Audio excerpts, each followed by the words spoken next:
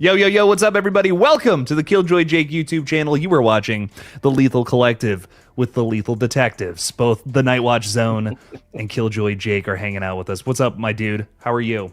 Yeah, I'm just happy to be a detective in a crazy, crazy world. All kinds of mysteries to solve. It's great. Tons of mysteries. The biggest mystery tonight, though, is where is fate decided? Wish I had a big magnifying glass. Right? It's like, I don't know. Like, that's too funny. He could be anywhere. He's like, lurking backstage somewhere. Right? Knowing him, at some point, he probably will just jump on backstage and then we'll put him on and be like, what up? Well, Fate is doing his taxes for the 7th week in a row, but I do have this night, a very special item. Get the hell out of here. Are you serious? Now, you only get one wish, as they say. So I'm gonna crack this bad boy open. And we're gonna be careful.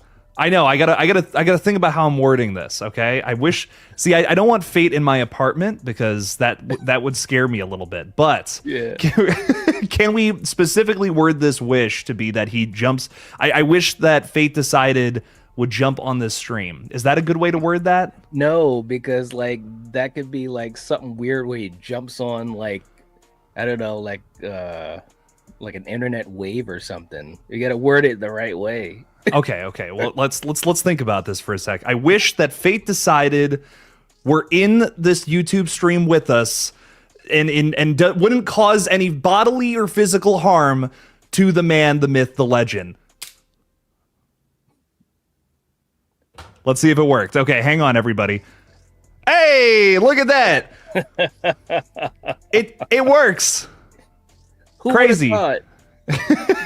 This is the real obsession right here. This is the real obsession. You're muted, my guy. See, you didn't wish it right, Jake. Oh my God, and now he can't talk. I fucked up.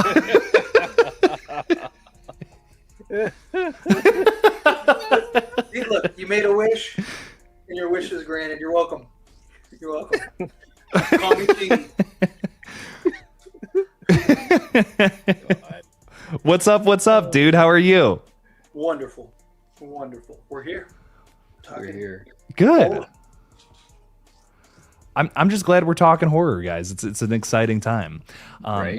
Well, now that my wishes come true, I do want to say hi to some of the wonderful folks who are hanging out with us in the chat. Because if I had 2 wishes, I would wish that all the people could just hop in the chat with us and talk a little horror. Collarbone YouTube is saying 5 hours early, but when you see this, Jake, what's up? What's up, my friend? How are you? So excited for some scary movie talk. You know we're getting into it tonight. You know you already know we're talking about that at some point. Erica Stabs for Likes is saying, hey, yo. Hey. What's up? Val's Views is saying, hello, y'all. What's up, Val? How we doing? Knight and I are already on it. Look at that. Enzo is saying, what's up, Jake? Can't wait to talk to you tomorrow. Let's toss our names into the YouTubers turned filmmakers hat soon. We're having some exciting meetings behind the scenes, so all kinds of things are happening. Enzo, I can't wait. It's going to be a lot of fun. Some good conversations for sure. How about Obsession and Backrooms just absolutely killing it at the box office, folks? Bro, it's crazy, man. It's like every other movie has to like step to the side, you know.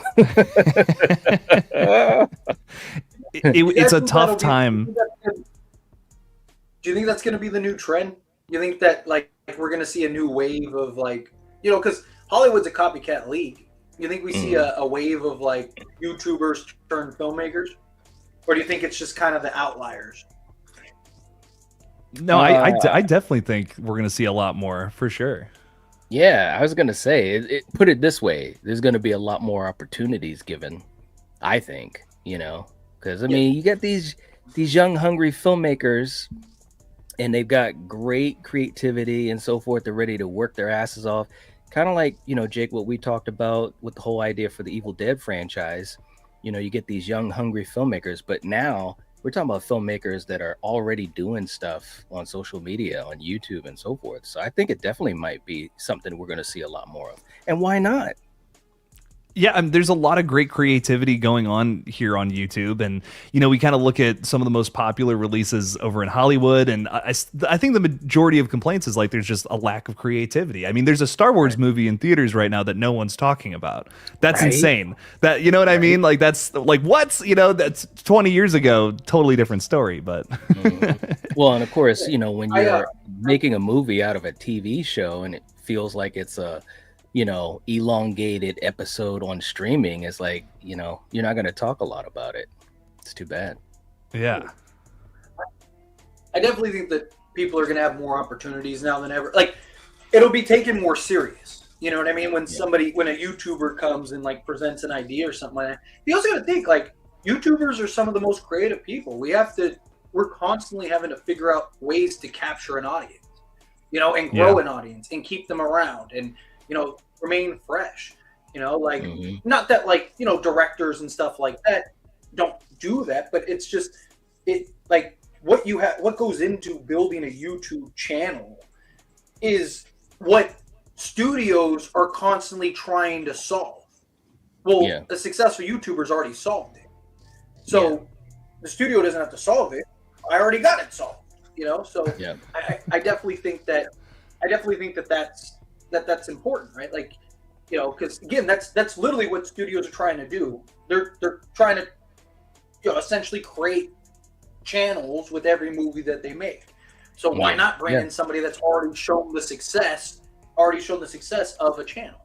So it's true, man. I mean, and think about this too. Like the established directors, a lot of them, they're in that studio system. So there's a lot of guardrails, you know what I'm saying? And you've got these fantastic filmmakers that they didn't have those type of guardrails. They were able to come up with some stuff, that was more creative because they had, like you said, Tyler, they had to, they got to make that splash quick to get an audience. And, now how do you stand out? How do you do something different? You know what I mean? And I think that it's a really cool place to mine that talent. Yeah, and seeing so many creatives who are... I was just going to say, like, we have people like Kane Parsons. There's a lag on my end. Sorry. No, it's all good. There's a lag because I keep hearing you stop. So sorry. Go ahead, Jake. Yeah, so what's interesting about Kane especially is he's been building an audience for a couple of years off of a very popular, IP, something that people are familiar with outside of just his videos, and he's kind of become like the top dog in that field. And like they're like, let's make a movie, let's see what happens, and now it's crazy successful off of a $10 million budget. I'm so excited to see where that whole franchise goes next. If you haven't seen Backrooms yet, definitely go check it out. I mean, I don't know how y'all are feeling, but for me, definitely one of the best horror films of the year. Yeah, I enjoyed it. It was also a great experience. I also think to kind of piggyback off the night, like I think you get a lot of like studios are afraid to push the boundaries, but when you have a proven, like Curry Barker, like he's proven in the horror space with the short films to the comedic space and stuff like that. But also, I also think Hollywood, like directors, especially directors that are established and in there, they're kind of set in their ways, like, and you don't want to defer, you know what I mean? You don't want to go off your, like, I've had success doing this, so why would I do this? And I just think, you bring in fresh, wet behind the ears, young, like you guys were saying, like hungry filmmakers that they're not set in their ways. They don't know any better. They're open to creative ideas. They're coming up with creative ideas and stuff like, I think a lot of Hollywood and filmmakers just kind of get stuck in the rigmarole. Like they just kind of, they just keep just doing the same. It's the same cycle over and over and over and over again. Something works, and then they're just going to keep hitting on it. Yeah. Exactly. Yeah, I mean, Hollywood, it's like now it's like we have to have an IP, and you have to have, like, it has to be a remake, and it has to be all this stuff because they're set in their ways. But then somebody comes along like a Curry Barker that just kicks that door in, and it's like I'm hoping that creates more because look, Obsession, it wasn't this like groundbreaking, innovative, creative idea. I mean, even he said, like, I got it from a Simpsons episode, right? Like, it's not something we've never heard before, but the execution, the story, it's unique. Like, it had different takes. It's a compilation of like The Roommate and what is it, Wish or whatever that one is. Like, it's like a bunch of movies combined, but it's taking some of the best parts and best ideas, which is what all creatives do. You know what I mean? Like, we're not the first people to come up with, a horror YouTube channel, right? Like, I'm not the first one to start a Laker channel, but it's like taking hits and putting our own twist and spin that I think you see a lot of these young YouTubers do, because we have to. Right? Like, what differentiates us from the others? Like, why does somebody want to watch Night, Jake, and Fate when I could watch 3C Films and whatever, like all these different Dead Meat and all that? So, like why not just watch them? Because it's like, oh, I like Tyler talking about this, or I like Jake talking about this, I like Night talking about this. You know what I mean? But anyway. Yeah, I think there's, all different kinds of voices here on the platform, and it really doesn't come the conversation around Obsession and Backrooms, like ripping off other stuff, especially surrounding Obsession. I just feel like what are we not also talking about slasher films on here, which like all have just been regurgitating each other since like the 70s? But I don't care. You know what I mean? I don't care about that. I love seeing a guy with a knife run and attack and kill somebody. That's fun. The rip-off it's the wrong phrase. It's not there. He's not ripping. Like, a rip-off would be like, hey, here's my version of Scream. Like, it's just Scream again. It's like, this is just Scream. It's just, right. It's like that. Every movie takes creative idea. Like, it's the saying, like, there's no more original thoughts. Every thought stems from somewhere else. Like, how do you differentiate, right? Like, to stick with how do you put your right? own flavor on something that's familiar? Again, all three of us talk about Scream. Why do we have the same people listen to all three of us? At different, like, we'll talk about the same thing. There's only so many ways I can talk about Scream. Am I ripping off Jake? Am I ripping off Night if I go and make a Scream video after they did? No, it's the topic of conversation, and I'm putting my thoughts and my opinions and what makes Fate.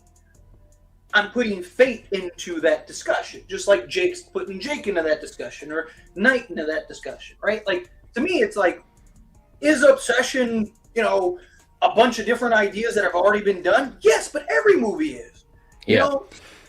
Scream was a take on modern slashers. Friday the 13th was literally a rip-off of Halloween, right? Like, it's just like everything stems from something. There's always inspiration.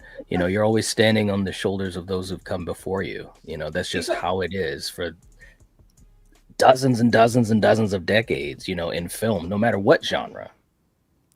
So I do want to ask y'all, though, because I'm this kind of how I want to start off tonight is obviously biggest news story of the past month has been Backrooms and Obsession. Do we have a preference of either of these movies? I've seen so many people do like a versus, like which one do we think is better? I will say before you answer the question is I don't think it's a very good comparison, because I do think they're entirely separate movies. Just kind of the one thing they have in common is they're both from YouTubers who got uber popular recently. But if we had to compare them, if we had to pick one that was our favorite, what are we thinking there? Like, which one are we leaning towards? Knight, I'll start with you, my friend. Well, I think that, you're right. These are two different types of films. And to be quite honest, I think I have to be in a certain mood for one of them to really, get into the vibe of it, which is easy for me to do. I'm that type of fan. But I would say Obsession, overall is the better film. I also think it was the film that had me more on the edge of my seat. There were just so many moments where I was just like, riding that roller coaster of the tension through the film. And there's a lot of it. Whereas with Backrooms, it's an experience. Like, for me, when I was in the theater, I just wanted to sit there and get immersed in this world that had been so popular online, you know, and that was fun. It was almost like discovering it, you know, with a bunch of people in the room because the theater was packed. But I think overall, Obsession, you know, was the better film. It had the better character arcs. You know, it was a better film for me, you know, A to Z. Tyler, what are your thoughts on that? I agree. Like, I don't think you can compare the two, right? Like one is more like Obsession is more a general film, right? Like it's more, I think anybody can watch it and, you know, kind of consume it, I guess.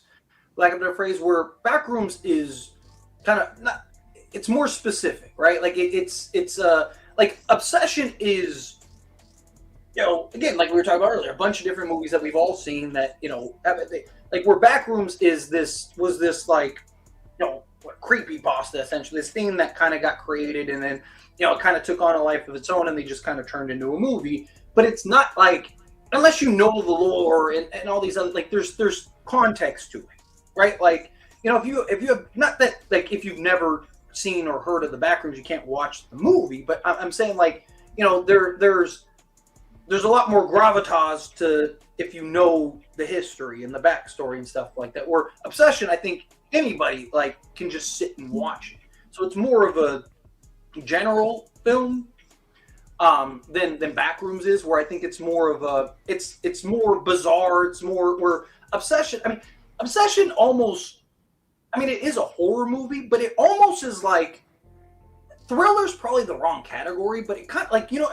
I don't know what kind of, because it's not really like a horror film, you know what I mean? Like in like the traditional sense, it's almost like its own lane in a way, where it's the scares are more uneasiness.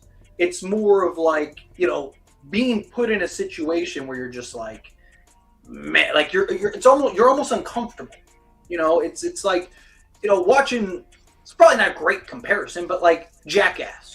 Like the movie, like you're watching it and you're just kind of like, oh, like, you know, oh, like you're it's, you know, you might not even think it's funny, but it puts you in this like headspace that is just unique, right? Where like a horror movie, you know, you think of Scream, like you're looking for the, you know, the gore and the slashers and stuff, like, you know, a Conjuring, you're looking for the scares and the jump scares, stuff like there's not really that in.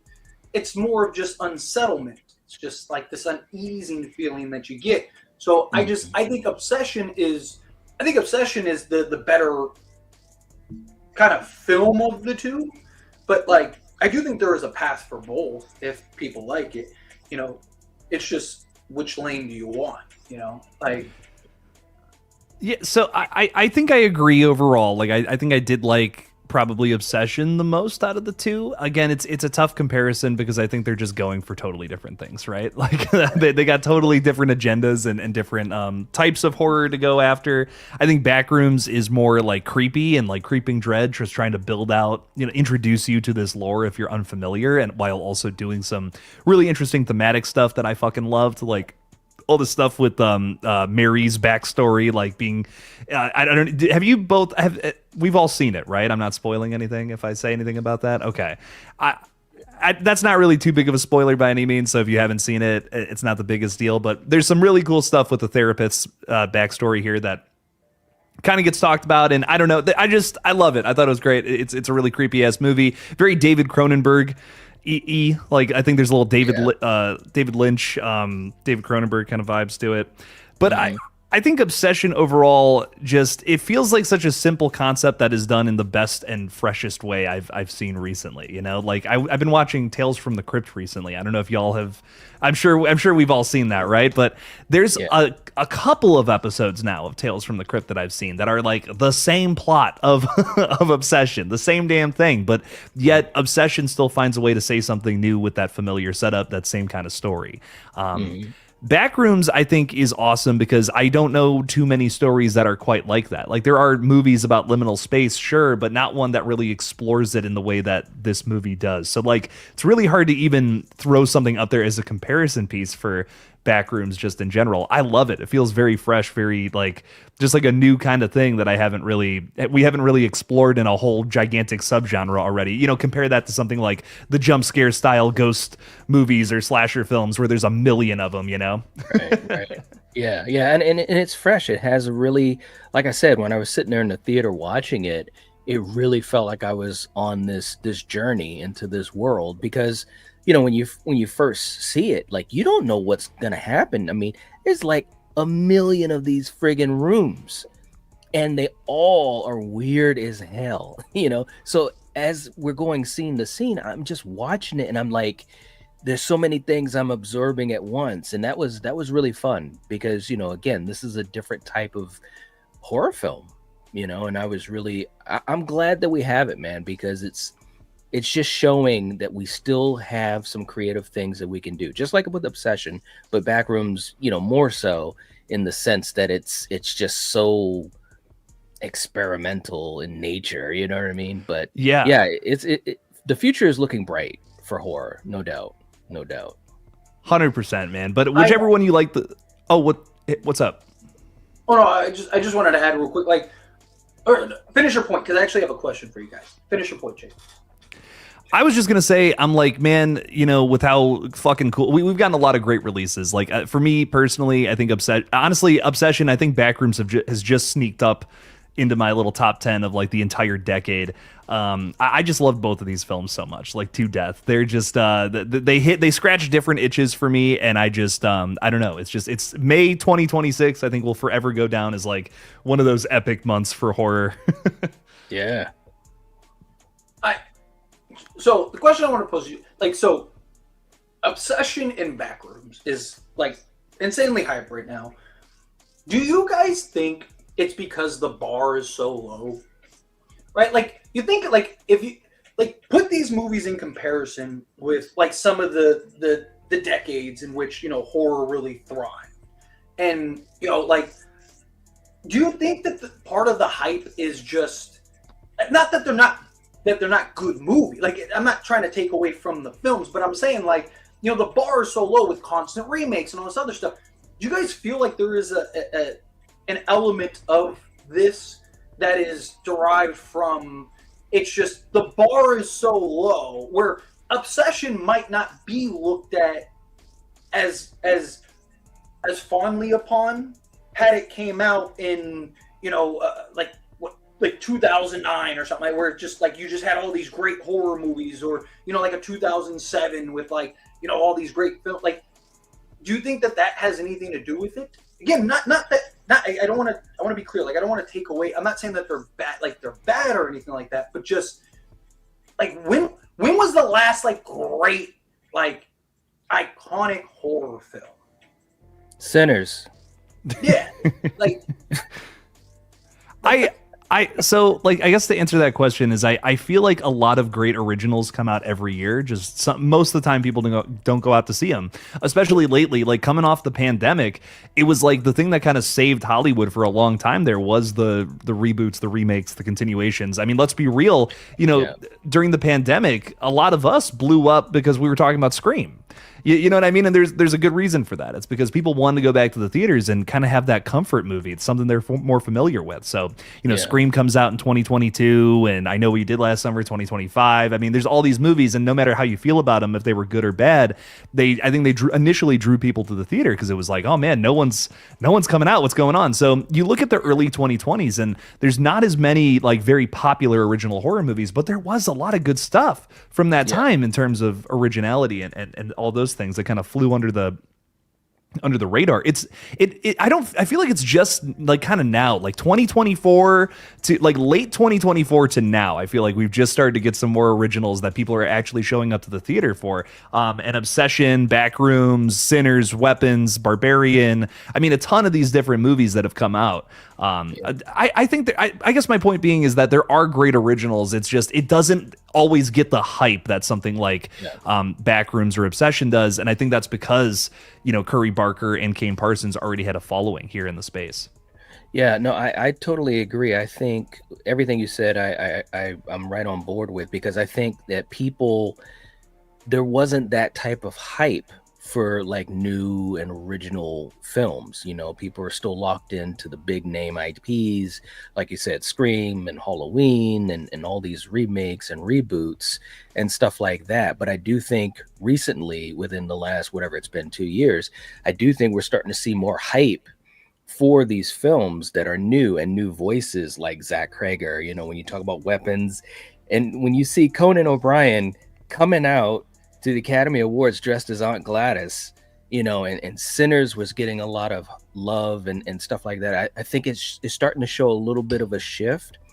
And it also could be the younger audiences, you know what I'm saying? Those audiences that like in their mid-teens, you know, are starting to kind of show their presence to the films that they're drawn to. And it's original stuff, you know, it's kind of like a renaissance of sorts. And I think it's great, man, because we need to support new horror. We need to support these new voices.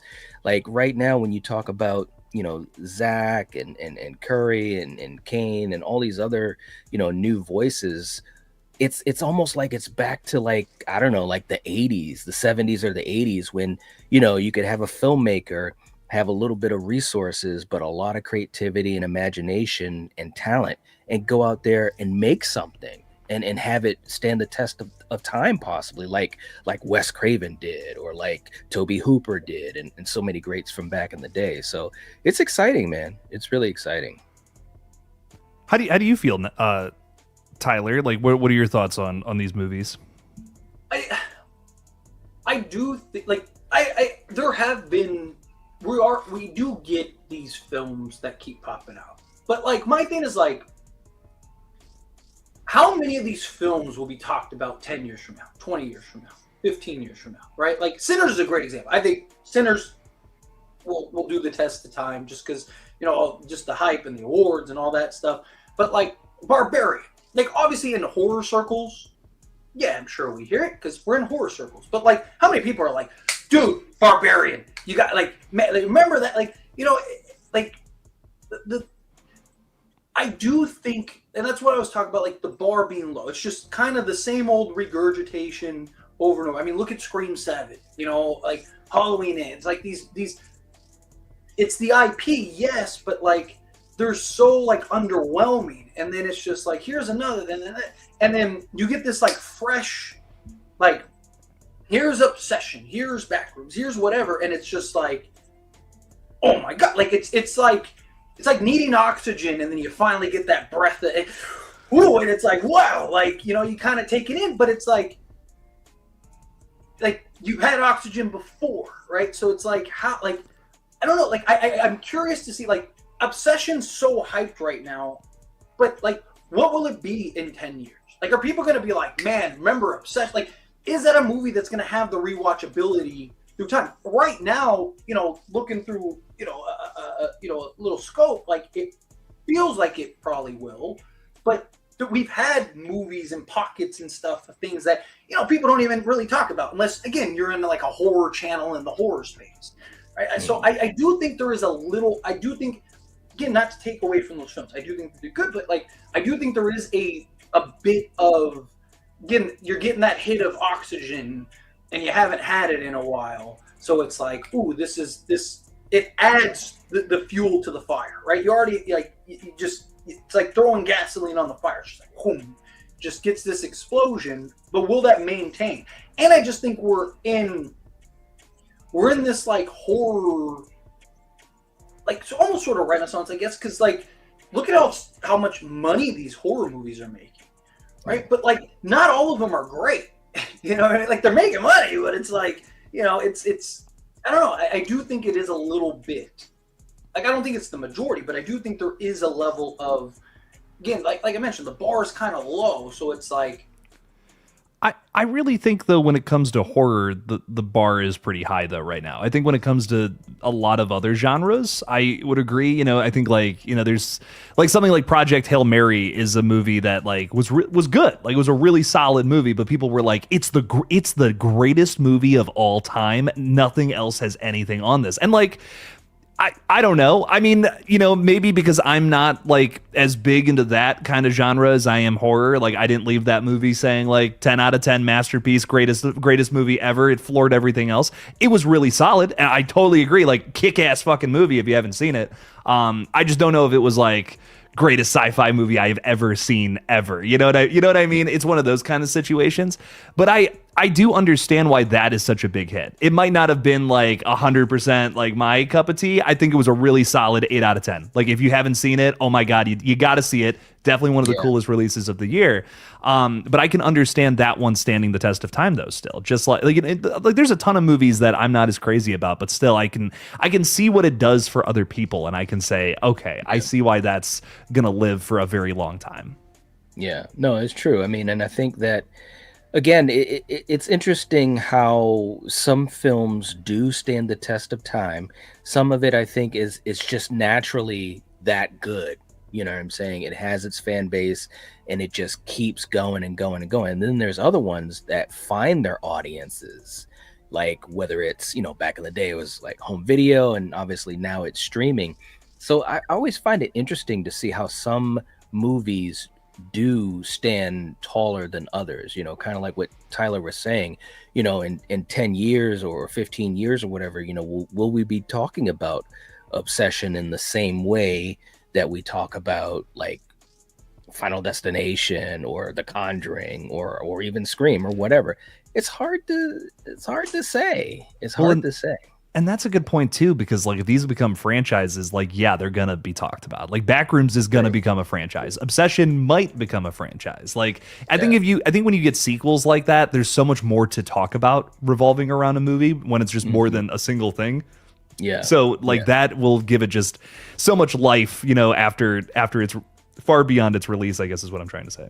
Yeah, that's a good point.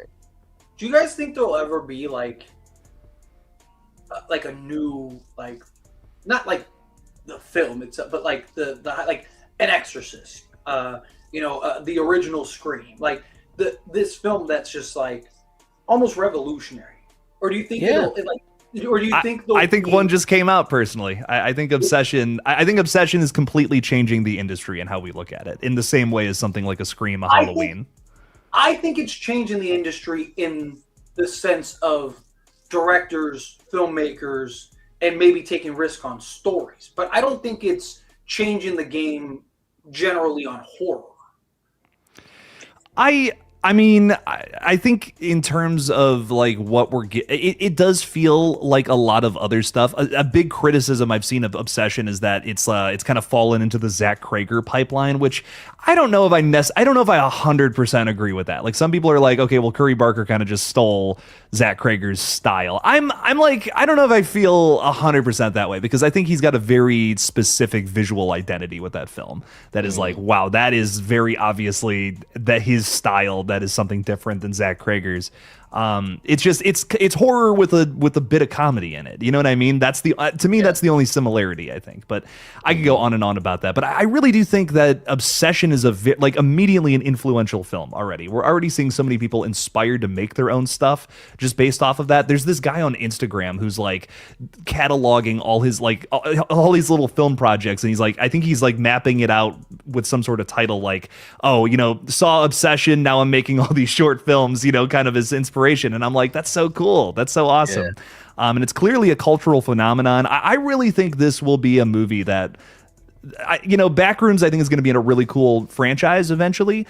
It's going to be crazy profitable as well. Obsession, though, I think is a game changer. I think this is the movie that more studios are starting to realize, okay, we should take some chances on YouTubers because clearly this pans out. I mean, Curry Barker just got like a $10 million deal for whatever his next movie was going to be or something ridiculous like that. Like that's not to be understated, Right?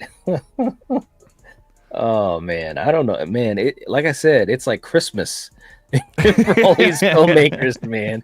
It's like if you are ready to step up to the plate, man, they're ready to take you in. But it's exciting. It's so exciting, man. Seriously, as a horror fan, and we've said this many times on all of our channels. As a horror fan, like we've been eating real good the last couple of years. We really have. Several years, in my opinion, several years, and it's cool. It's cool. It really is. It's a good time to be in the industry.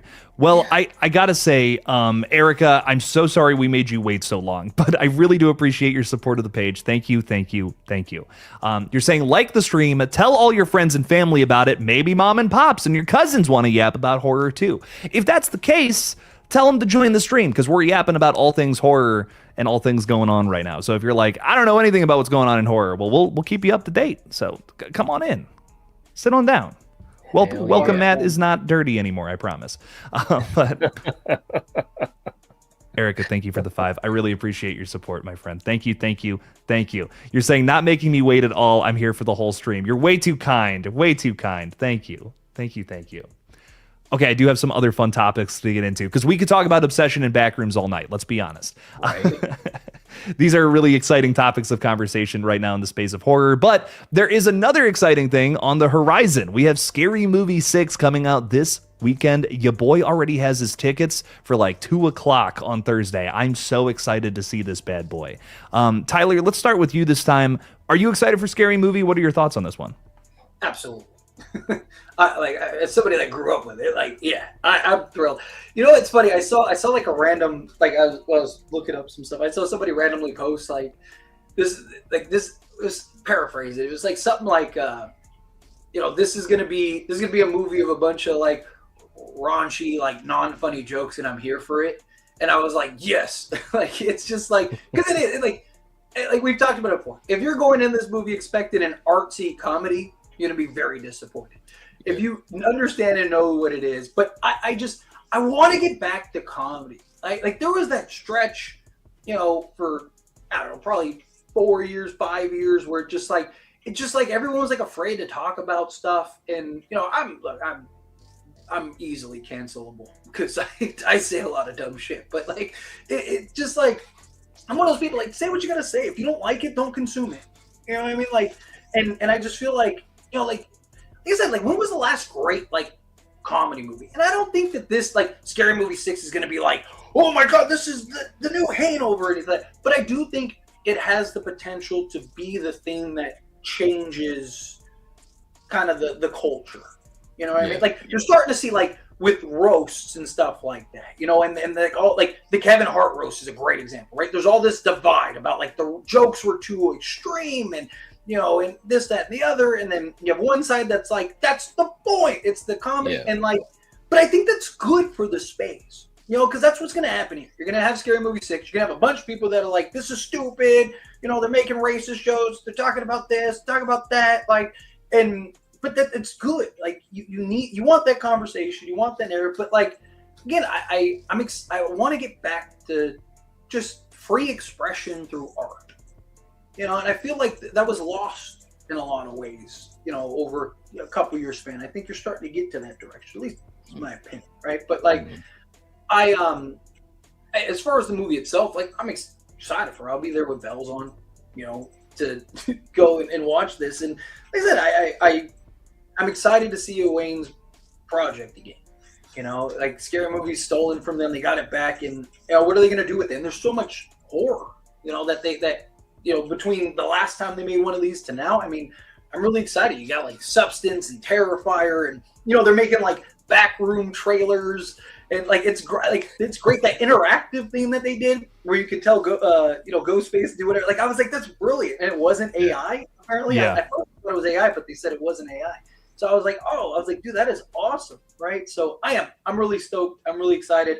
It's hyped. It's like one of the like most viewed trailers of like all time for comedy or something like that, like R-rated trailer or something like that. So I'm excited for it. Knight, are you excited for this one? Bro, I'm so excited for this one, man. My whole family is excited to watch this. So it's like we finally get some some bonding time with the kids. But I mean, like, kind of like what Tyler said, having the Wayans back in the fold, and it's been a while, but I think that number one, they're so talented, and just seeing the old cast back together, so you got a little bit of the nostalgia, and so many movies that they can roast, bro. It's like so many, and I think that it's gonna, like Tyler said, I think it's gonna just kind of like open up the space a bit more, maybe a lot more, you know, and people can kind of get back to just appreciating comedy for what it is. You know, it's comedy. It's meant to be poking fun at whatever it may be. And I think that whatever, like what, from, I don't know, around 2014 or 15 is kind of when we just kind of was like, yeah, we can't talk about this. We can't talk about that. Man, there's so many great comedies before, you know what I'm saying? And they're messing with everybody. Nobody's off the table. And I miss that, man, because comedy, I used to watch a lot of comedy, even when I was a kid. Like, those were always some of my most fun, even though I love horror the most as a genre. When I was able to watch comedy, especially the R-rated ones, you know, sneaking in while my parents are watching some, that's what was the most fun. You know what I mean? Because I would laugh and it was these things that were like, you know, kind of teaching me about the world or whatever. Not really the greatest teacher, but you get what I'm saying. But you know, comedy, it can be. Being able, like, a lot of us, like, growing up and had those crazy comedies, right? Like, I just feel like you're more open. You're not as offended. You're willing to kind of joke and, you know, self-deprecate a little bit, and just like, I think it is good for the world, because the world isn't nice. The world isn't fair. The world isn't like bubble wrap. You know, you're gonna have people that are gonna make fun of you. You're gonna have people like, so when you get those movies, like, you know, again, I do think it is a good teacher in a lot of ways, because I think it builds that skin. It's like, I've heard that before. They said that in this movie, right? You have these like references, like, you know, Tropic Thunder is probably the greatest example ever. Like, you could probably never do a movie like that now. I love that movie so much, man. It's one of the greatest comedies ever. And, you know, it's just like, anyway, sorry. I didn't mean to interrupt. You got hands. Yeah. Tom Cruise as oh my God, bro.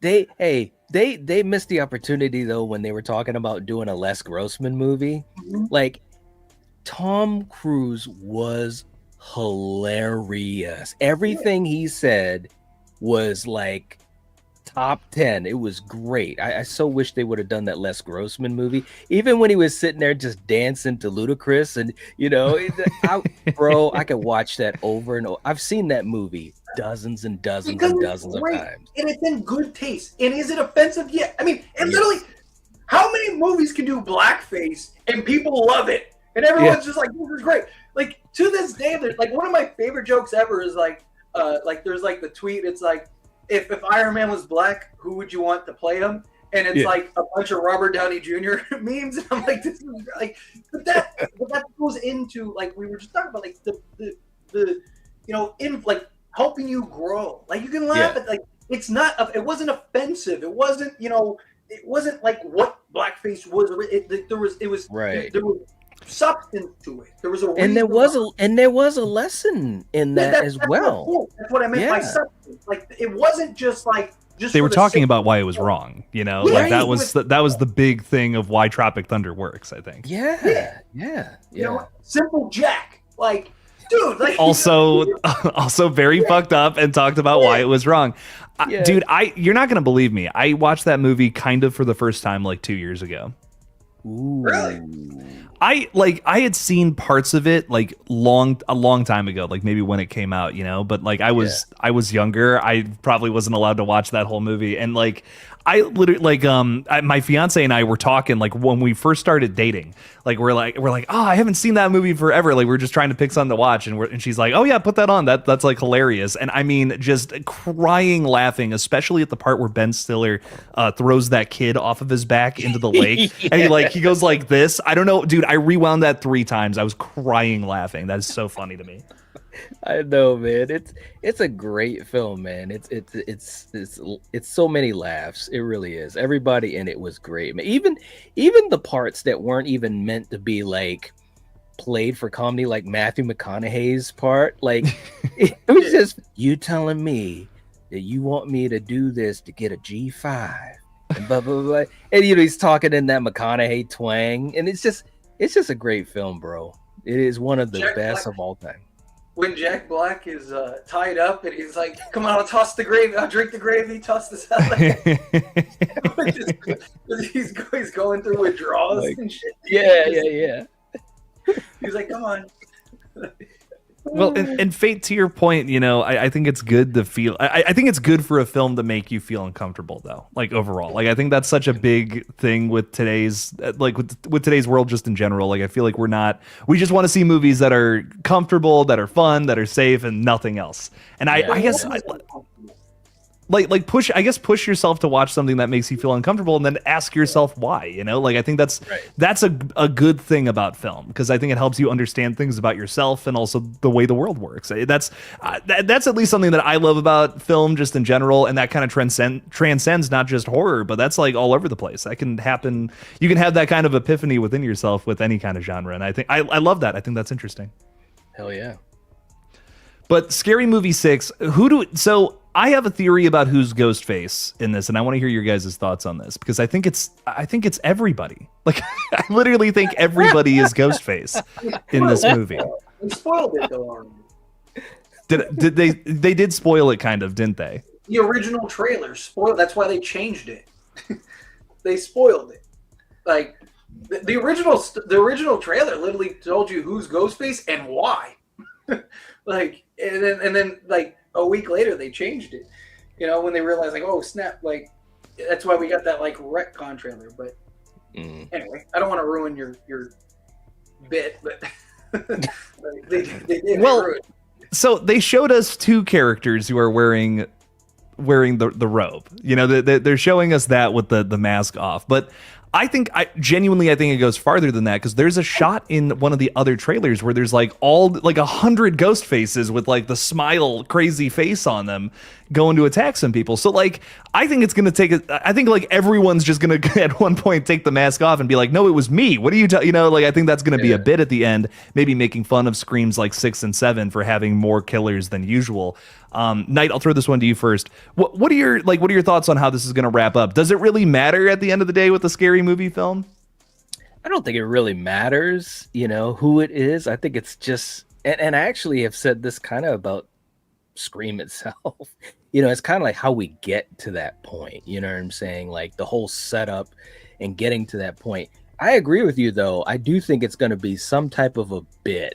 Like you said, we're like, it was everyone, you know what I mean? Something that's going to like subvert, for those who didn't pay attention, in the trailers or whatever, if that's where it goes, which obviously it will probably, but, try to subvert what they did in the first two movies specifically, you know what I mean? Yeah. And why not? I think that look, I'll say one thing.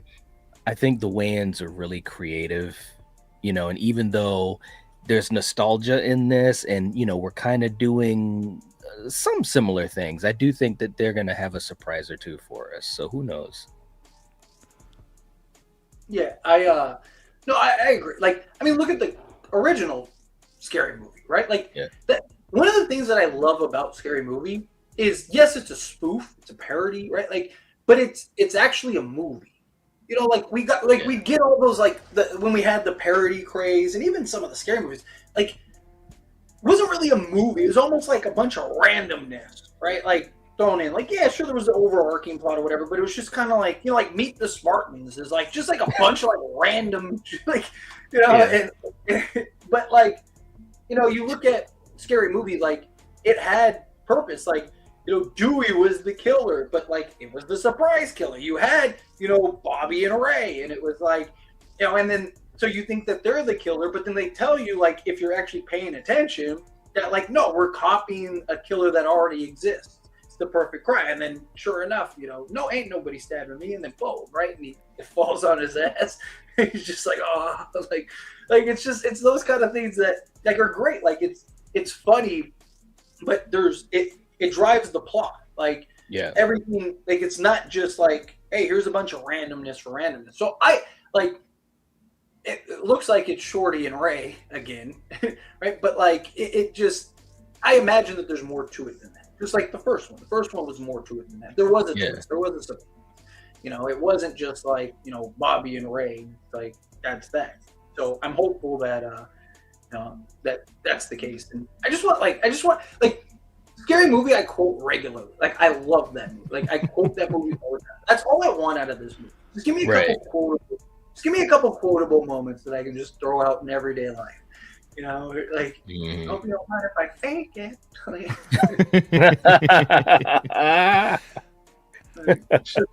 Well, you know, I think we've talked a little bit about, you know, some like little comedies here and there from the last couple of years that have kind of cut through like randomly. And like for me, at least, one of those is the Naked Gun movie from, was that last year or 2 years ago? I think it was last year. I like, look, not the best comedy of all time or anything like that, but I really enjoyed that movie. I had a really good time with that, and it just really stood out, I think, because we don't really get movies like that anymore. And I think Scary Movie is going to be kind of that for this year. So kind of like what you were talking about earlier, Fate, like this is going to be that breath of fresh air. This is good because this is so scarce. I think it is going to be such a strong hit for that reason. Mm-hmm. So I'm excited though. Scary Movie 6, it's going to be fun. I think we'll all have some sort of review out at the at the end of this week, right? We're all going to be talking about that one. Come on now. Yeah. But, you know, something else that, you know, obviously there hasn't been too many updates on yet. We're still in very early stages. We don't even really have too much confirmed outside of writers. But Scream 8, you know, we do have some rumblings and rumors coming through the grapevine, which is always fun and interesting to dissect and talk about. So right now we have some people online who are speculating that maybe there's a release date for Scream 8 already, but despite the fact that we don't have a 100% someone in the director's chair right now. You know, there's rumors, there's speculation, but nothing confirmed. So Paramount currently has on their release schedule is something happening on July 16th of 2027. So some people, of course, are speculating that this is the next Scream film. That is almost a little over a year from right now, and we don't really have anything super confirmed in terms of production dates or anything along those lines. So Tyler, I'll throw this to you first. Do you think this could be Scream 8 when we get it like summer of next year? I mean, it makes sense. No, because at that point you'd be what? A year and a couple months away, you know, from the last release. Yeah. I mean, the problem is you don't want to be too far out again, right? Like, you know, especially with how whether you love the movie or not, it was successful. I mean, it made money, right? Like box office wise. I mean, I'm not sure how much it actually profited, but it made money. You know, like at least, you know, from a paper standpoint. So it would make sense that you'd want to kind of get this out sooner rather than later, get the hype. I just hope it's good. You and me both, dude.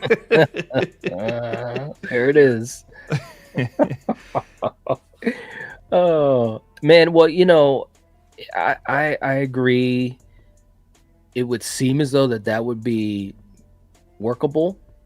And you do want to strike while the iron is hot. And no matter what we individually may have thought of 7, you know, it definitely had a lot of hype, had a lot of butts in the seats, and sold a lot of tickets. So, I mean, it's possible. It's quite possible, you know. But like Tyler said, I just hope, like for me, and that's because just being such a longtime fan, I just want them to make this really good. Yeah, you know, it would be really cool if this was the best since, well, the best of 5, 6, and 7. You know what I'm saying? We need a comeback. We do need a comeback, but I don't know, man. Do I think it's a smart idea if it's true? Not necessarily, unless there's a lot of stuff that we don't know yet. Because, like you said, Jake, we don't have a director confirmed yet. I mean, unless they already kind of have that situated or going in a certain direction and we just don't know yet. But yeah, it would make sense for them business wise for that to be what Scream 8 is going to do for a date. I don't necessarily want it though as a fan. Yeah, I don't want them to rush something out because that's what it's like. If they put it out in July of next year, that's rushing it out, dude. That's the same situation we were in with 7 where, you know, everything kind of got delayed and pushed back and then we just pumped out this movie as fast as we could kind of vibes. So I would really like them to release it sometime way later than that. Like, I'll wait till 2028 if it means we get a better Scream film, dude. No problems there. But also, you know, there is the thought process of strike while the iron is hot. But I also think that's a big question, though. You know, is that iron hot right now, or are some people feeling let down by Scream 7? Would you rather wait, you know, to kind of let those expectations kind of go down, and then people get all excited again after some time has passed? You know, so I think that's kind of the big question. It's like, what does Scream do next?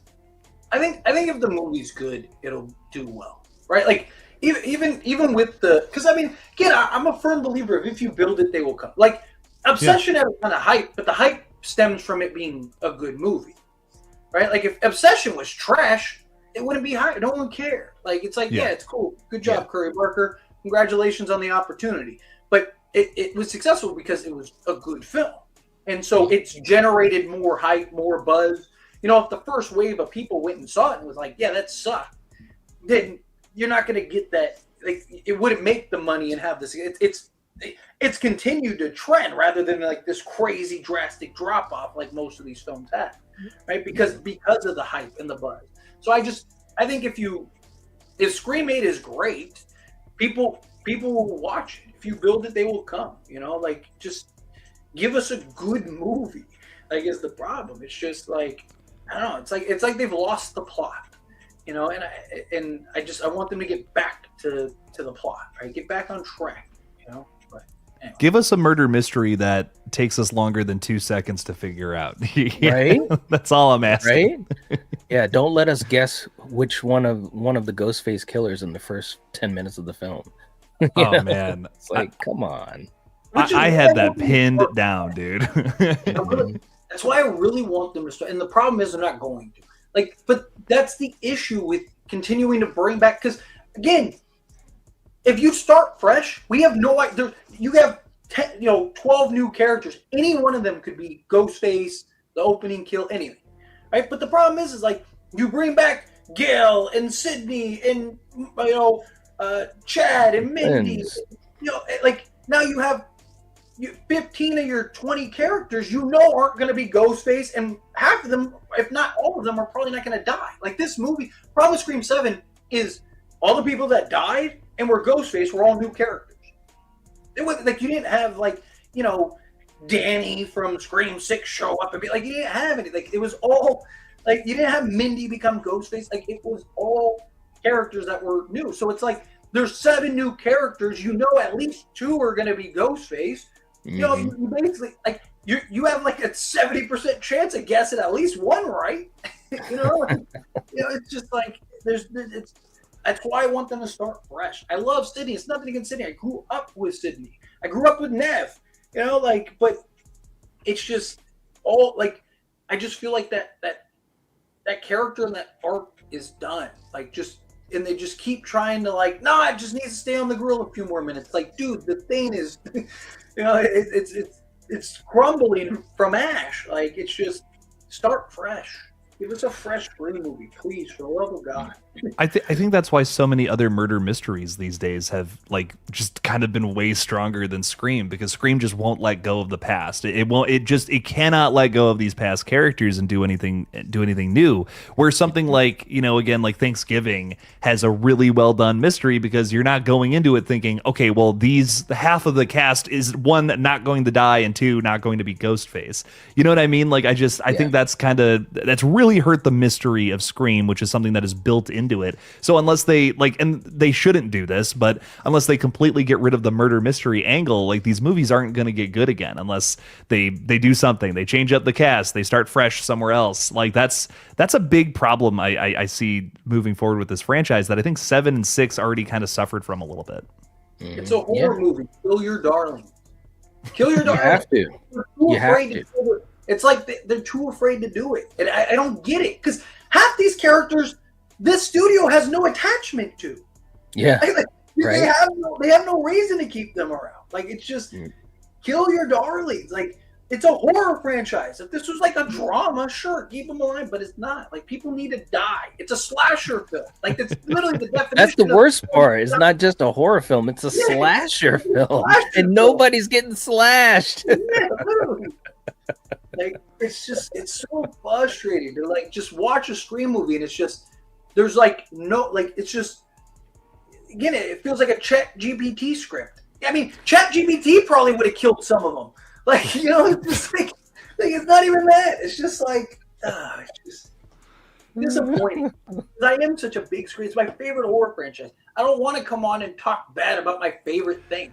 Like, I don't. I know, dude. But I have to be honest. I can't like. You know, it built a reputation by being an honest asshole. Like, I can't go against that. It really pains me to be like, because like I was like at the ready to defend Screams 5 and 6. I'm like, you know what, these movies got their problems, but I had so much fun with both of those in the theaters. And then like I was ready to do that with Scream 7 too. I was like, you know what, maybe there's just something lurking underneath this that's really good and really well thought out. I mean, it's Kevin Williamson, for God's sake. And it's just, I mean, it's almost unwatchable, dude. Like I'm like, what happened here, man? What happened? The kills are cool, but like the AI stew stuff is the most cringeworthy shit I think I have seen in a franchise continuation. Like it's how do you waste Matthew Lillard like that? Like, that is so frustrating to me, dude. Okay, but real quick, I gotta stop because I'll go on a whole tirade. You guys know. Erica Stabs for likes. Thank you for the 2. Everyone liked. I have no one to threaten. Well, if you're new here, and if you haven't liked the stream yet, you better, or else Erica will bite off your fingers. She'll do it. I've seen her do it before. Knuckle comes right out of the socket. It's really upsetting. So please just like the stream so she doesn't cause any bodily harm to you. Erica, thank you for the support of the page. I greatly appreciate that. Erica, there's always people to threaten. You can always find more people to bite off their fingers, baby. It's great. Yeah. But Scream 8. So we're feeling pretty pessimistic with this one. Is there anything that we're looking forward to regarding the next entry of Scream? Like something that we can talk positively about? Possibility of it being, you know, back to what we love about the franchise, man. Like that in and of itself would be amazing. Like, if the next film could at least be a decent murder mystery and give us a few surprises, that would be huge, man. I mean, seriously, because I feel as though the last couple of films, more so like 5 and 6, you know, they did some great stuff and they had some things that were kind of like, you know, we're almost there, but they weren't really to like fully knock it out of the park. And 7, we're not going to talk about that. But if 8 could really have that balance, like, I think it would be like phenomenal. You know, just like when we talked about Saw X, it's like, bro, that's the 10th film in the franchise, and for it to be as good as it was, you know, it was successful, it had nice critical acclaim. It's like, that's a story. That's awesome. That's an achievement. And Scream could do that, you know, but that's what I'm hoping for. And that's the only thing that's on my mind when I think about 8, you know, like get back to what makes this franchise awesome. I don't even need Scream 8 to be like great. Like, I don't need it to be groundbreaking. I don't need it to be the best film since the original or anything like that. I just need it to be good. Like, you know, like, you can do that. Like, there's other films in this franchise that are good. Like, you're not like, oh man, that's the best, you know, like, but at least it's debatable, you know, like, it's just, you know, and the thing that's so frustrating is like, and I don't even have 4 as like up there and whatever, but like, at least it did it right. You know, like, the thing that's crazy to me is like, you already have a film in the franchise that's done what you failed to do 3 times, and it did it right. Like, you know, it's just like, if you're so worried about copying all these other Scream films and you're not copying the one that actually did it right. Like, I don't need this to be, you know, the greatest Scream movie ever. I just need it to get like, and like I've talked about, just get back to basics. Like, yeah, 96 didn't have a bunch of like crazy kills and all this other stuff. And I understand we're in the modern era, and like I said, that film was made, Scream 7 was made for the casual goer. It was made for the casual goer. Every person that I've talked to that's not like a diehard that just, like slasher, they're all like, dude, that was great. Like, that's my favorite or one of my favorites in the franchise, stuff like that. But for like somebody like me, I'm like that was terrible because it wasn't great. Like, and I'd rather you just give me like a small, like, hey, here's whatever, 9 characters. We're going to have like, 4 deaths, but like, you can even have the crazy death. I don't even mind the crazy kills from Scream 7. Some of them are actually pretty good. Like, I don't mind. I don't even mind the modern kills. Like, fine, give me the modern kills, but like, at least like, I'd rather you just start fresh. Give me a small cast that we can build the characters, tell the story. Right? You talk about Saw X. There wasn't a bunch of people in that movie. It was like you had like 5 characters that you're building up in that movie.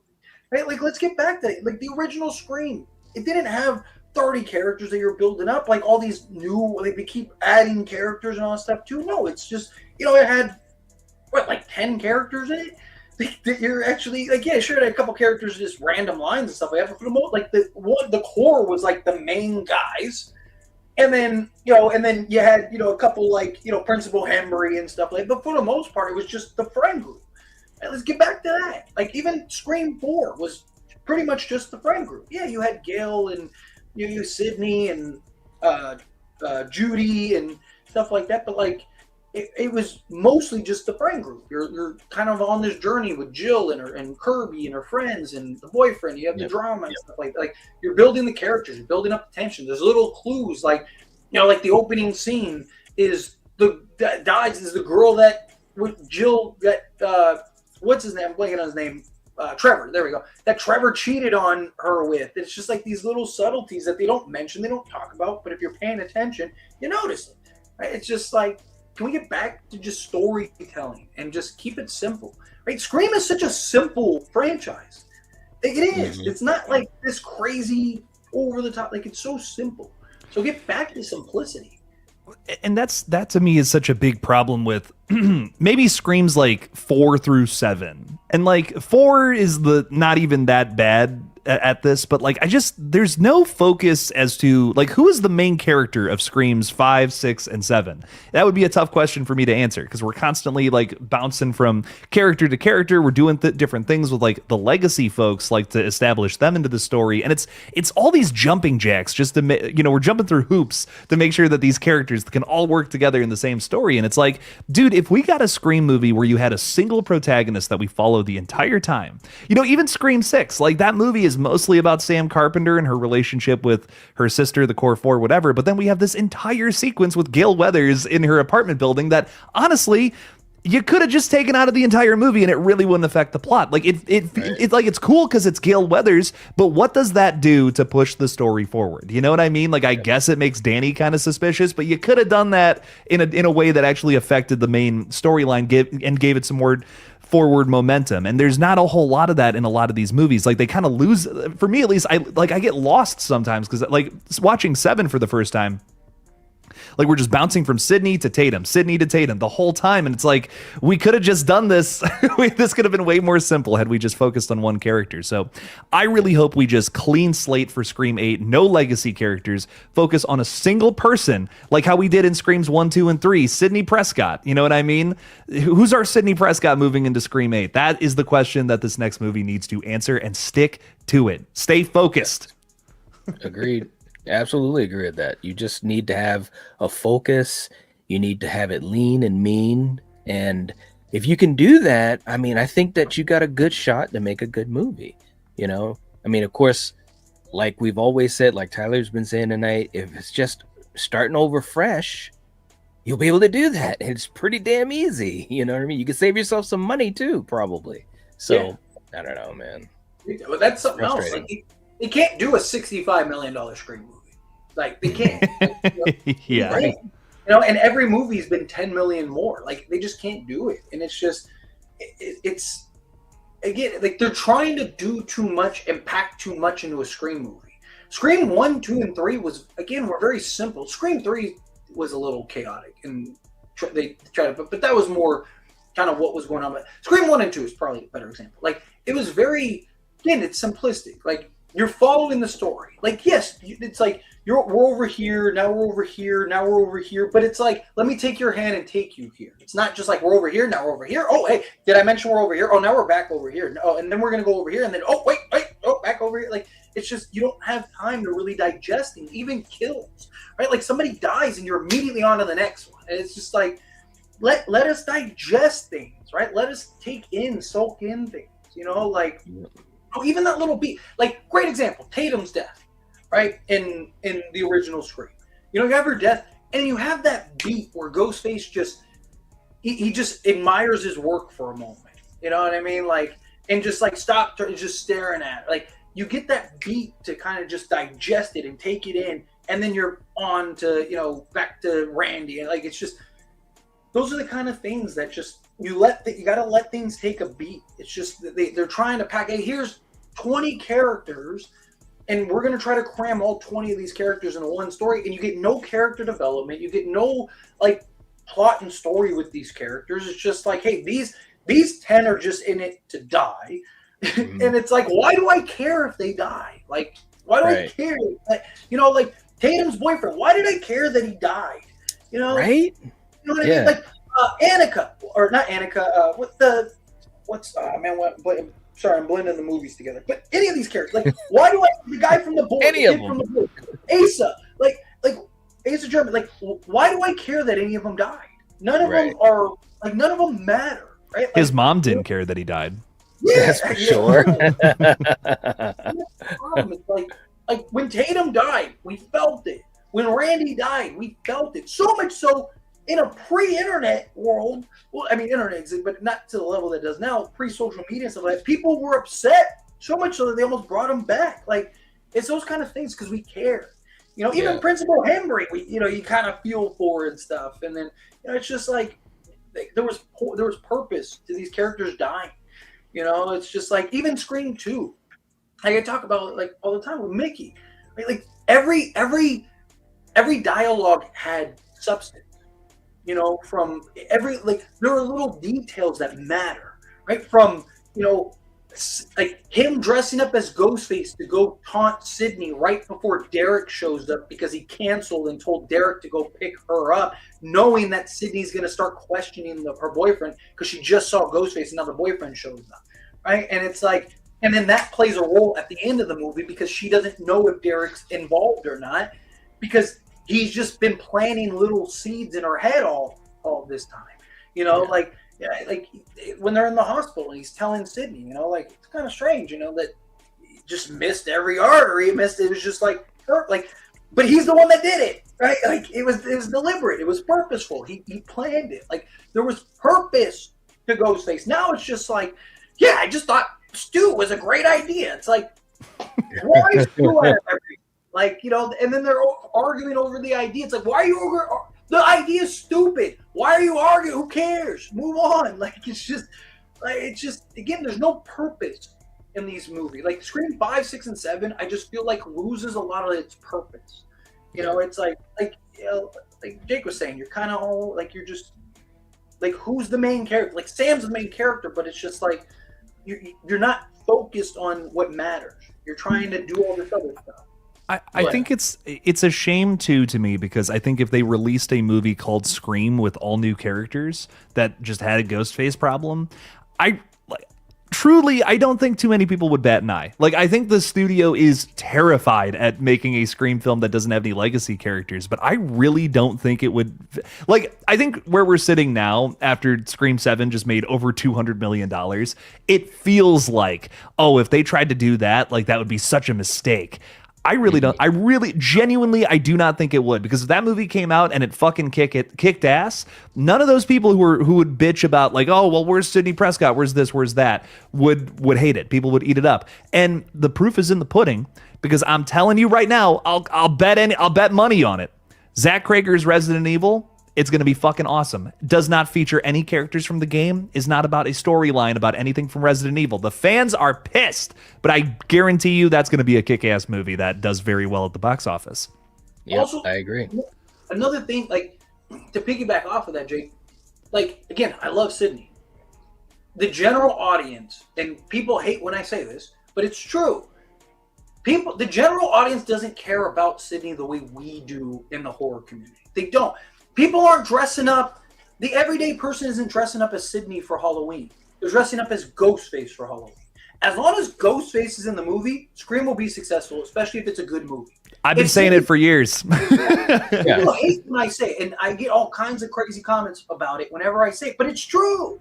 I love Sydney. Sydney doesn't matter in the Scream universe. She doesn't. I love her. But it's more of a personal fondness because, again, I love Nev. I grew up with her. I love the franchise, stuff like that. But you don't have these new up-and-comers that are attached to Sydney like some of us were, that grew up in the 90s and early 2000s and stuff like that. They don't care. They just want a good slasher movie. They want some awesome kills and stuff like that. Like, you don't need to, if the movie's good, it's good. Like, right. No one's going to, even us, like, diehards that are, like, diehard for Sydney. You could be the biggest Sydney stan ever. Are you going to go? Did you just say you had a hard-on for Sydney? Yeah. What was that? Well, I misheard what you said. Sorry. You have, like is anyone going to go into this and go, like, oh my, like, that was a great, kick-ass, incredible movie, but it didn't have Sydney, so it sucked. No! If it's a great movie, it's a great movie. The most diehard Sydney fan is going to do it. It's like people act like, yeah. You see the South Park episode where it's like, the Yelper one, where it's like, I'm a Yelper, and it's like, food was great, service was fantastic, but had to park far, 1 star. Right? It's like, that's like, people act like that's what's going to happen because Sydney's on a movie. Scream 6 was successful and it didn't have Sydney. Right. Like, yeah. I love Sydney. Again, I love Sydney. You don't need her. You don't. You don't need Gale. You don't need any of these guys. You don't need Tatum. You don't need Sam. You don't need any of them. You could literally do a new cast every film and it would probably be more successful because people love it. If it's a new story with new characters, you don't need to keep bringing back these new characters. As long as Ghostface is in it, that's all people are going to care about, right? Mm-hmm. It's like Michael. As long as Michael's in Halloween, it doesn't matter who you are. Like, if Michael's in it and it's great, that's all that people care about. The casual audience. Yes, there are a lot of people that want Laurie and stuff like that. Jason. There's been a million Jason movies with a million different characters in it. It's not the same character every time. People go and watch it. Why? Because Jason's in it, right? Like, go ahead, Knight. No. I was totally agreeing with you. It's really about the icon, the villain itself, and the kills, and that's the stuff that really drives these slasher films. That's what really drives it. Not the particular characters. Scream is interesting because the franchise has so much focus on these characters, and they became, very popular with the fans, but not more popular than Ghostface itself. You know what I mean? And Wayne is saying it, I think, really the best. Sydney mattered until the end of 4. Then she is forced on us with no real story. And I hate to agree, but I agree. It's one of those things where it's like, man, Sydney is a great character, and I think she ushered in this franchise to the successful thing that it is now. And I love that.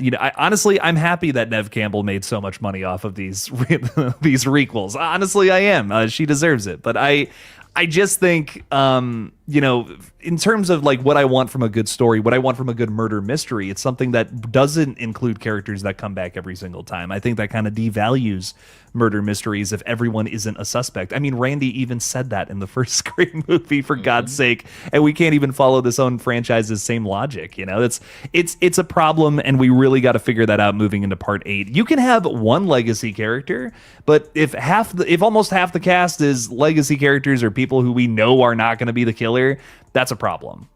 Mm-hmm. Yep. But you have, like, again, Scream 5, Sydney, completely pointless. Gale, you can even argue, didn't really, like, you needed it for the Dewey thing, but you didn't really, like Dewey was the heart and soul of that. Gale, fine, because she was a part of Dewey. Like, she had the connection to Dewey, his wife, all that stuff. Otherwise, like, I think you probably could have creatively wrote that without either. Scream 6 didn't need Gale at all. It literally didn't have Sydney. Scream 7 didn't need Gale at all. I mean, she wasn't even in the final act, and it was stupid. Why? Like, there was no reason for her not to be there. Sydney just decides to run rather than run inside, tell Gale, let's go. Like, it's pointless. And I understand, again, like, she saw her shaking and the pills, stuff like that. It's your daughter. Like, Right. I love you guys. I would push you in front of a fucking bus for my kids if I had to. Like, you know what I mean? Like, it's my kids. Like, you know, Right. like, and I know you guys would help me. Like, hey, Nike, Jake, dude, like, we're all probably gonna die, but it's my baby. Like, I'll jump in front of the bus so you don't have to push me. yeah, That's exactly. Take me. No, don't worry about it, man. I got you. You're like, Jake, you gotta go run over there. Like, Jake didn't need to die. Why'd you kill him? He needed to die. He needed to die. It was for the kids. It was for the kids. It's for the kids. Oh, like, no, you don't even have to. But no, I mean, like, again, like, you don't need, like you said, I think you can, if you want to have a Sydney in, like, a new trilogy, fine, right? Like Tatum, right? Like, get rid of Sydney, get rid of everybody. Just bring Tatum in, have a Tatum film, and everybody else is new. Like, if you want to, like, at least keep the cohesiveness, fine. Have Tatum, but there shouldn't be like Chad. None of these characters should be in. Everyone should be new. You should have, you know, whatever, 10 new characters, and all of them. Yes, we know Tatum isn't the killer. We know Tatum isn't gonna die, but I think that's fine as long as everyone else is, you know, a thing. You know, maybe have, like, could you have like a Randy character or like a Dewey character that's fun. Yeah, it's just. I think Scream 96 they're looking at is like, man, they had Sydney and Dewey and Gail and Randy, and they're thinking, like, we can do the same, but like, but then they killed Randy and they killed Cotton, and then they killed, like, they weren't just there, but it just like, anyway, I could just keep going, but. It's a frustrating time to be a Scream fan, man. We get it. Critical Overlord gets it too, saying, well, the other problem is the argument about bringing legacy characters back, but you can't kill them. Like, we've learned recently that there's no kill clauses in some people's contracts, which is like, you're signing on to a slasher movie and you don't want to die. Like, lame. Right? Sorry to be. Time when that was an honor for an actor. Right. I used to love that stuff. Like, David Cronenberg wanted to be in Jason X so he could die victoriously, by the way, you know. Nothing's better than a great kill scene. Like, people remember a great kill scene. People remember, like, you know, you're an iconic death. It's like, oh man, like, you know, again, people remember Drew Barrymore. She was at the time, she wasn't like the star that she once was, but still, like, everyone thought she was the main girl. They marketed her like the main girl, and then they killed her in literally the first 10 minutes. Like, it's an honor. And now Drew Barrymore, despite only having 10 minutes of screen time, is easily considered one of the most iconic Scream characters, like, without a doubt. Right? That opening scene is considered one of the greatest ever for, I mean, not just horror, but film period, for an opening scene like that again, and it's because of the death. You know, it was the. And I'll also say, to me at least, you know, talking about the conversation revolving around 5, 6, and 7 a lot of the times is like, well, the killer reveals weren't very good. I don't know if I necessarily 100% agree with that, because I think there have been some cool killers in these movies. But the biggest shock, the biggest surprise of 5, 6, and 7, Dewey's death, easily, at least in my opinion. I don't know what you guys think about that, but that was shocking, dude. Yeah, no, easily that's the most shocking thing, because it was kind of like, whoa, they really went there. He's gone, man. I mean, it's part of the OG3. You know, of course, Gale should have died in 6. And I honestly, and you know what? Like, even though they didn't need her in 6, I think that would have been a big thing for her character. You know what I'm saying? Because it was a great scene. It was a great chase, and there was tension, and she finally got a phone call. She's got the gun, so she's doing something kind of smart. But if she had died, it would have been like, okay, you know, her story has come to an end, and I'm going to remember that. And I'm sure as hell going to remember that more than what she did in 5, even though, like Tyler said, yes, the connection to Dewey and all that. But in general, she didn't really do a lot in 5. But I would have remembered her death in 6 if she had died. I totally agree. And it actually kind of pisses me off a little bit that she didn't. I don't know. Like, it's one of those things where I get why they didn't kill her in 6, but at the same time, dude, if her last words were like, tell Sydney he did get me, or whatever it was, like, bro, I was choked up there, because I'm like, oh no, they're gonna kill Gale. Like, that fucking sucks. And then it's like the CPR, the paramedics. I said CPR for some reason. The paramedics are like, oh, she's fine. I'm like, yeah. Come on. Like, I was chasing that high of Dewey's death in Scream 5, and I'm like, oh, here we go. The sadness is creeping up. I was really waiting for that to feel something, and then Scream 6 kind of robbed me of that. Yep. You didn't kill anybody. It's not just that, like, Scream 7 would have been a great way to kill Gale. Right? Like, had her go with Sydney. You already set it up just like you did with Dewey. He's got nerve damage. He's got all this other, like they set it up for him to die. How great would it have been if you had Gale in that moment? She's shaking, she's taking these pills or whatever. Sydney goes, "It's my daughter." Gale's not even going to think twice. She's going to go. And imagine if Gale died in a selfless act, saving Sydney's daughter. Ends up dying, and the last thing she does is like cut Tatum free and hand her the gun or something like that. They have the moment or whatever, and they're like, "Oh my God, Gale!" And then they go to check on Gale, and she's dead. And it's like you would have had that moment. You would have had that like beat. You could have sat there and had like a moment of Sydney and just and think like the last thing she said to Gale was that the only one the last friend that I actually trusted was Tatum and stuff like that. It's just like her having to live with that. Like I don't know. It just would have been such a better story, and it's like it would have been a great send-off. Like she died, she went from being the most selfish, like she would have tripped you and like Ghostface slaughter you just so she could write a book about it, to literally sacrificing herself to save Sydney's daughter. I mean, it's a full circle moment. It's a beautiful moment. It's a Dewey moment because that's what Dewey would do. Like it has so many compound things, and it's just like you have all these things that you scream like, where's the book of Dewey? You made like a whole point about this fucking Dewey book, and we're not even getting like. There's two movies have gone by now. No Dewey book. They set up like there's like several things that they've like set up that they just didn't do. Like it's like, what the hell's the point? Gail's never gonna write a book about it again. And then literally the next movie, it's like that's why Sam and Tara like want to fight her because she wrote a book. It's like, well, somebody else was going to do it. Like, it's like, why did you even mention that if it's not like if it's not going anywhere? Yeah, right. They keep doing that. They keep setting things up that go nowhere, literally nowhere. It's so frustrating, right? Well, I will also say this, and I've been meaning to mention this more on videos and streams and stuff because I just think this is so cool. Amy, I really appreciate this. I just Googled Kickstarter for Leslie Vernon movie and Killjoy Jake's video popped up. Well, I first of all, I appreciate that. Thank you. But guys, if you haven't seen the Leslie Vernon Kickstarter for Behind the Mask, if you like meta horror as much as we do, they're making a sequel to Behind the Mask. And the Kickstarter, I believe it's like beyond funded. Like it made a ton of money. I'm not sure if it's still live, if you can still support it, but absolutely do so. I'm sure you guys can attest to this. Behind the Mask, I mean, that's crazy underrated movie, right? Oh yeah, super. So many people don't even know about it. I'll never forget the first time I saw it, and I was like, "This is genius! I love it." Yeah, it's a great movie. So excited to see the sequel, though. I just thank you for bringing that up, Amy, because that movie kicks ass. Cool. I just noticed that. But any last thoughts on Scream 8 potentially getting it next year? Like, are they rushing this thing out? Anything else we want to throw out there before we wrap this thing up?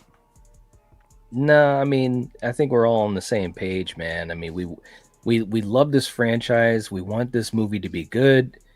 Can they make it good in that quick of a turnaround? I don't know, man. It's a tall hill to climb. I mean, all we can do is hope. But I mean, business-wise, it makes sense, to go with that date. I just don't know if I want it, man, and I just don't know.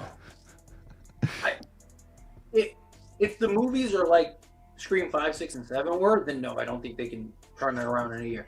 If they get back to like a more smaller cast, smaller story, more contained, I guess, then I do think you can. I do think it's possible. But if they're trying to pack all this stuff, you're going to end up rushing. You're going to end up having all these little things. It's just, I prefer them not to take your time. Again, like I said, I'd rather them make like the next Scream movie 2.5 hours to unpack. Like people will watch it. We've seen it. Like some of the greatest movies ever are like 4 hours long.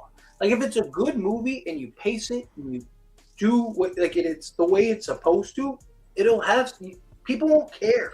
People will go and watch it. Like I just want a good Scream movie, but I don't have high expectations.